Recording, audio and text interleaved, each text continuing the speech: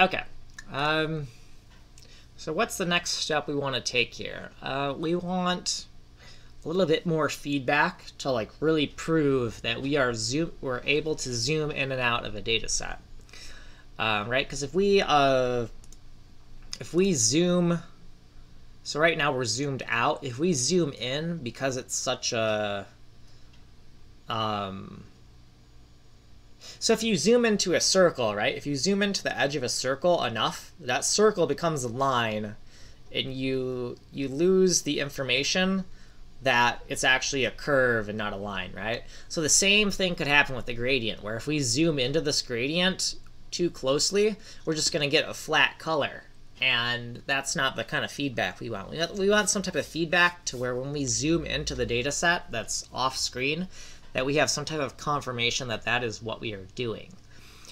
And one way we could do that is we could try to render some type of like checker pattern to that buffer, or we could throw back in that circle rendering code, since we've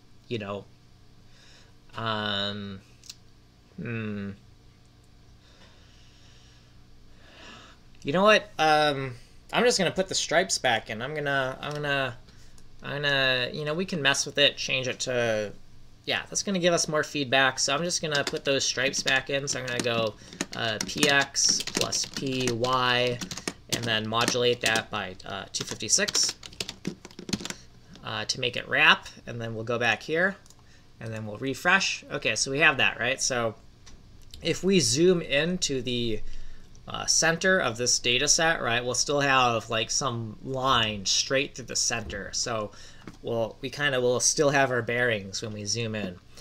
And let's do that right now. Let's zoom in, because we can do that. We can't like do it interactively yet, but we can definitely zoom in. So if we do the do mapping function that we created, so this viewport right here, all we got to do is kind of like do we want to just put it right in the center? How are we going to do that? So var, so first we're going to calculate the center of the data set. So the center x equals, I don't want to keep on typing that, so I'm going to say that var vp1 equals this. And then we can take this, right, and we can kind of shorten these lines. VP1. Okay, and then the center, we want to get the center of the data set, right? So this tile map data set, right? So the center of this data set is the tile map dot the map width divided by 2. Technically, because it's a 512 by 512 map, there's no pixel directly in the center, so we're gonna be off by 1. I don't know if it's on the left or the right we'll be off by. It doesn't really matter. We don't need to worry about off by 1 errors right now. And then the map height divided by 2. So now we have the center x and center y of the tile map data that is off screen, or the bitmap that is off screen, however you want to think about that. And now for our viewport that is, sampling that off-screen data set, we want to just like make it a certain size that we can zoom in and out of from that center point. So we'll say the var vp1 width equals, we'll say, how about we do like something like 64 var vp1 height equals 64, and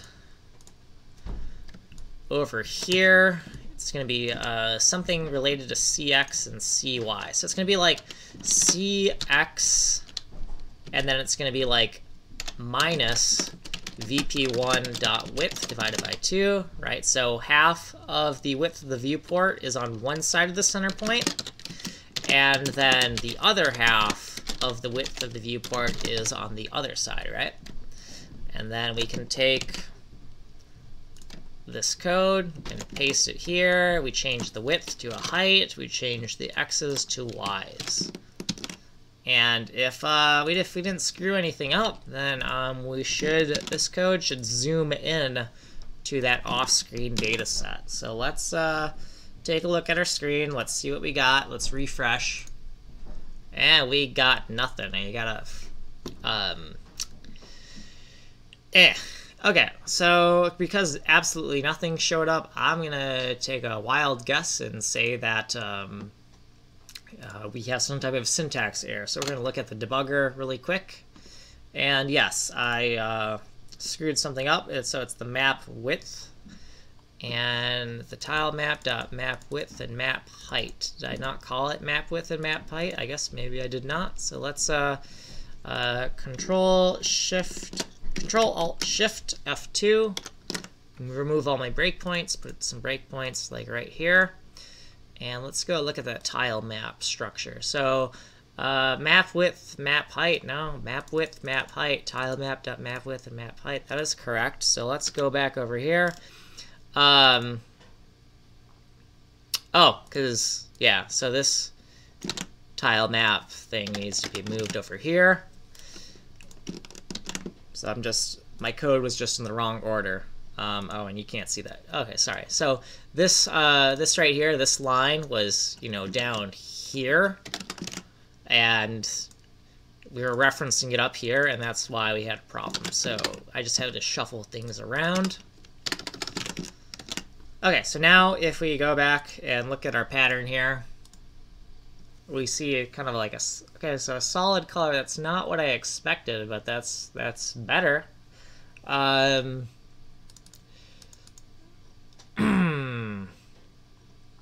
So let's see, the width.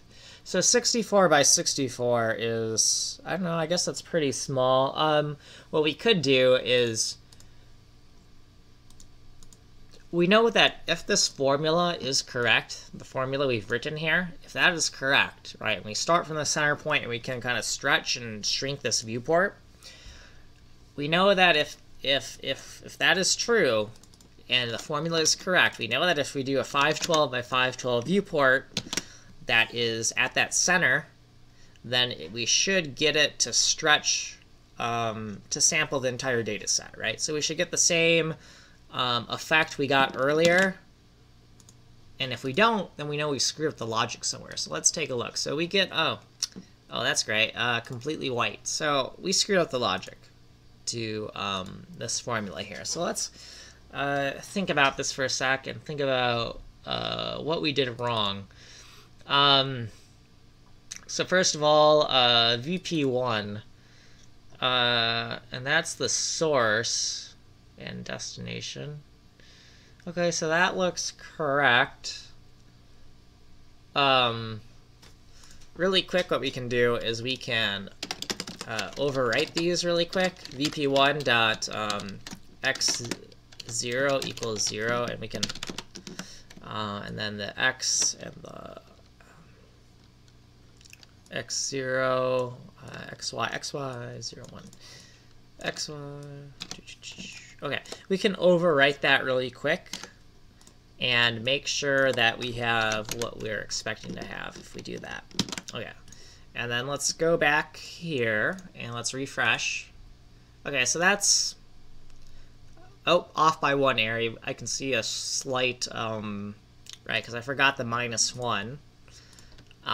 But now I'm getting what I expected. But if all my calculations are correct, I expect this to have the same values as this. And it doesn't, because I must have screwed something up. So I got to think about, what did I screw up with my formula up there that is making this completely incorrect? One thought is, that I didn't screw it up, but I forgot to floor my values. So this is creating some floating point values. So maybe when these are floating point values and not whole numbers, it's like screwing up my rendering logic. That could be very likely. So let's fix that by just flooring these values. Math.floor. Right, so just flooring the values in our formula, and I think that might fix it. Let's hope it does. So now we'll go over here, we're going to refresh, and we still got a white screen. Okay, so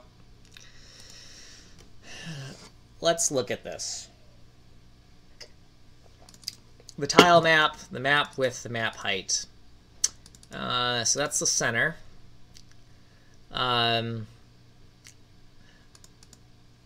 Now, are we supposed to take these divided by 2 or the map width divided by 2? Technically, they're both 512. But which one should it be? And it should definitely be the map width, not... I mean, it should be the same thing no matter what, but that's still a mistake.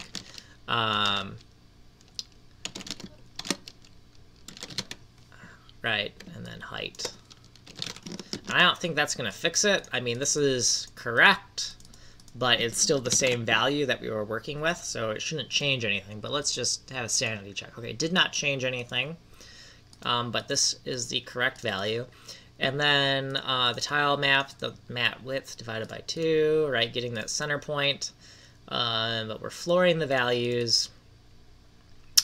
Oh, so I see the problem. It's because we transpose some things here. So this is x, y, and this is x, x. So what we want to do here is, so we're doing the left and right bounds and then the top and bottom bounds. So let's make a comment. And right bounds. And then top and bottom bounds.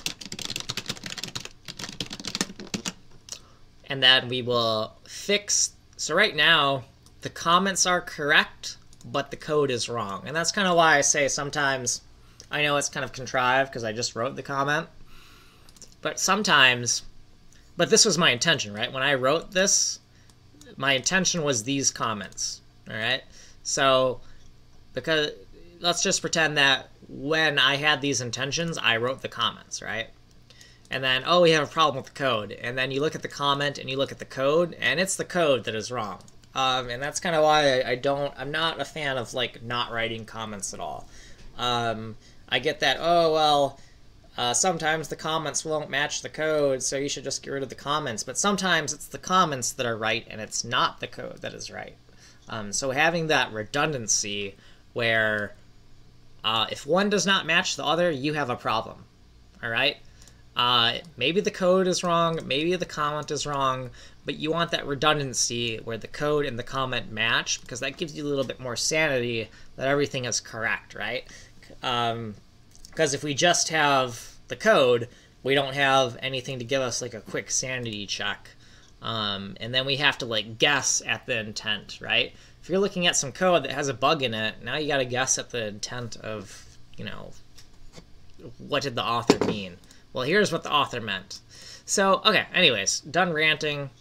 Let's fix that. So we just need the x left and right bounds, and then for y, we need the top and bottom bounds, and that should fix our problem. So let's go look at the screen and refresh.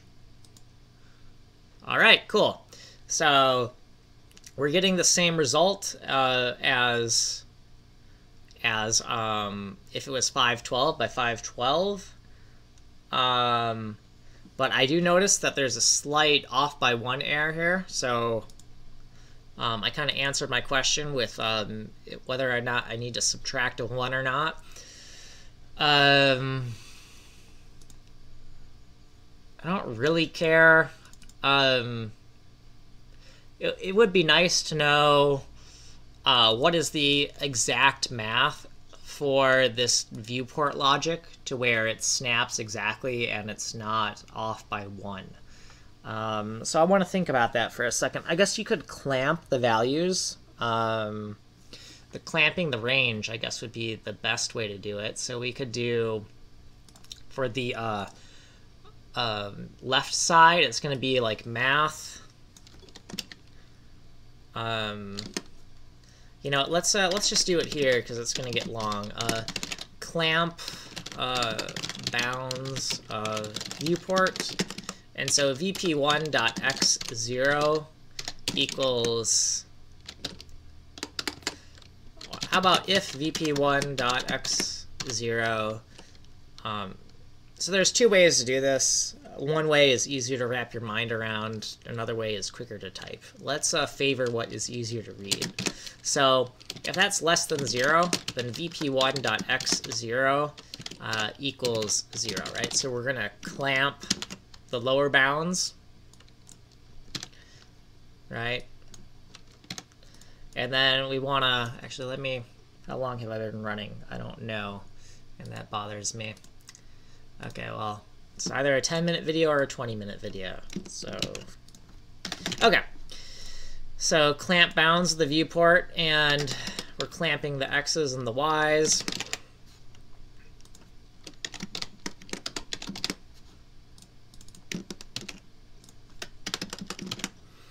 Okay, so clamp the lower bounds first, and then we'll clamp the upper bounds. And then it's going to be greater than or equal to the height of our data sets, so the width and height here. I'm going to take that and we'll put it in here like that. And that's a little bit long of a line, so I'm just going to say like var width equals, put that here like that. And then var height.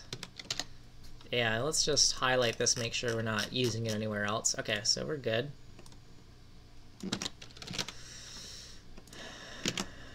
Okay, so width and height, and then if it's greater than or equal to, we're going to say width or height minus 1, right?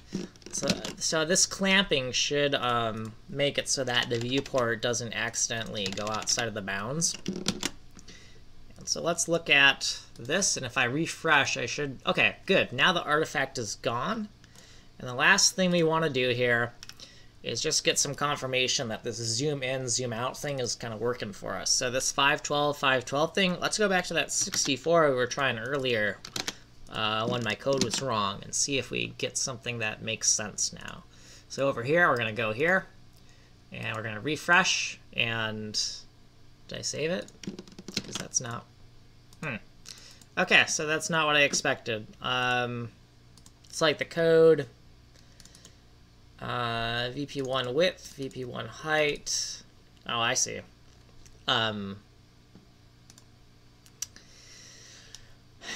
So why did I do this? Okay, because originally I was just trying to make the formula so that it would fit the entire data set, just as a sanity check. But now we want the viewport to be based on the size of these viewport width and height variables because they're not using them anywhere right now. Okay, so now if we go back over here and refresh, all right, that's what I expected, right? And let's zoom out a little bit, right? So we're going to zoom out by making the sample region bigger, right? Because the more right, so I don't know how to explain it with an analogy right now, but okay, we make the rectangle bigger, and it's going to sample more of the data set, which means that it's going to have a zooming out effect, right?